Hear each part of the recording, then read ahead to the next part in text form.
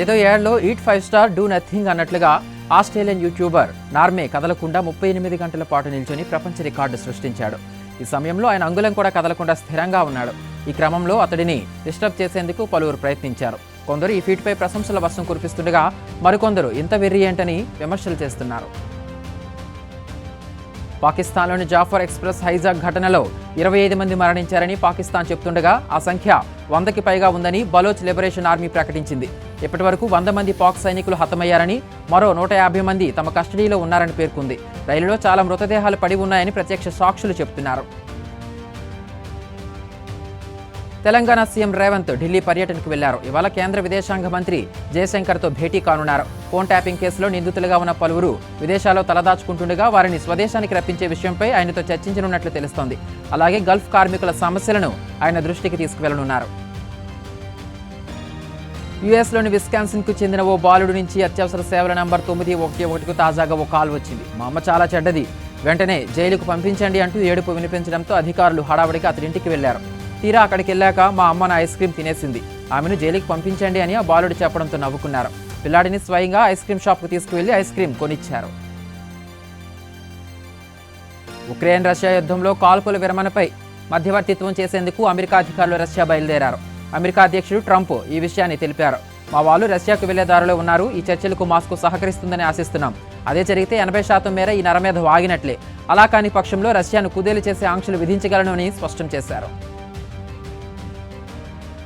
తెలంగాణ రాష్ట్ర inter question పేపర్లలో తప్పులు దొర్లుతుండడంతో విద్యార్థులు ఆందోళన చెందుతున్నారు. నిన్న సెకండ్ ఇయర్ బాటనీలో 2, గణితంలో 1 తప్పు, మంగళవారం ఫస్ట్ ఇయర్ పేపర్లలో 3 సబ్జెక్టుల్లో 6 తప్పులు దొర్లాయి.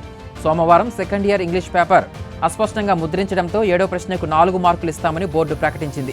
ఈ నేపథ్యంలో ఇలాంటి తప్పులు జరగకుండా చర్యలు తీసుకోవాలని స్టూడెంట్స్, పేరెంట్స్ కోరుతున్నారు.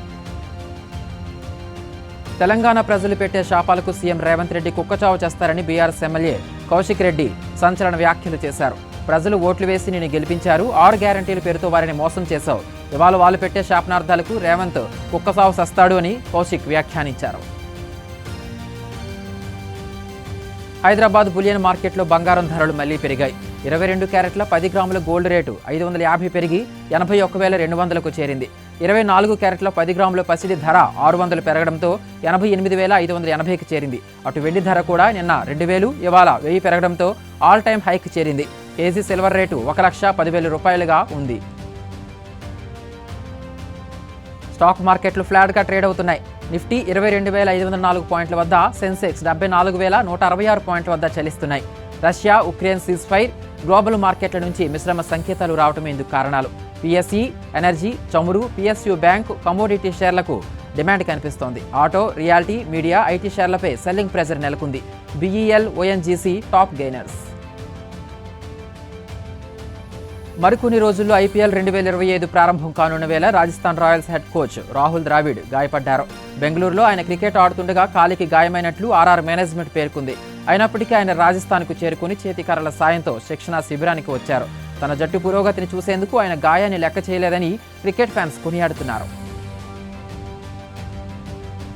తిరుమల శ్రీవారి సర్వదర్శనానికి 8 గంటల సమయం పడుతోంది. 8 కంపార్ట్మెంట్లలో భక్తులు వేచి ఉన్నారు. నిన్న శ్రీవారిని 68,509 మంది భక్తులు దర్శించుకున్నారు. అదే సమయంలో 23,105 మంది తలనీలాలు సమర్పించుకున్నారు. ఒక్కరోజులో స్వామివారి హుండీ ఆదాయం 3.86 కోట్లు వచ్చినట్లు టీటీడీ వెల్లడించింది.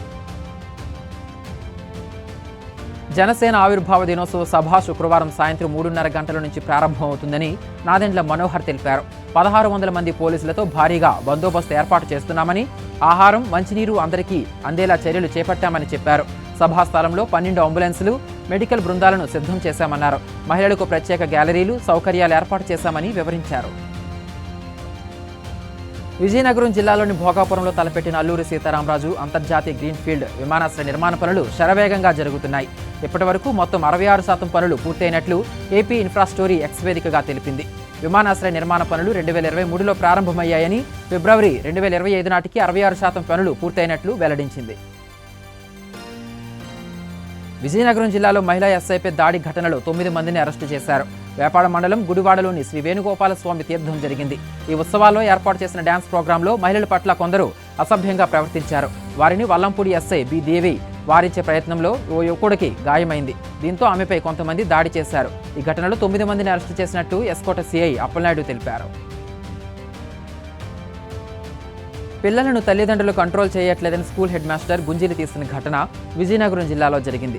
పిల్లలు చదువులో వెనుకబడ్డారని ఆవేదన వ్యక్తం చేసిన బొబ్బిలి మండలం Penta ZP school HM Ramana వారి ముందు సాష్టాంగ నమస్కారం చేసి గుంజీలు తీశారు. మేము కొట్టలేము, తిట్టలేము, ఏమీ చేయలేము, మీ దగ్గర చేతకాని వారిలాగా చేతులు కట్టుకుని ఉండాల్సిన పరిస్థితి వచ్చింది అని ఆవేదన వ్యక్తం చేశారు.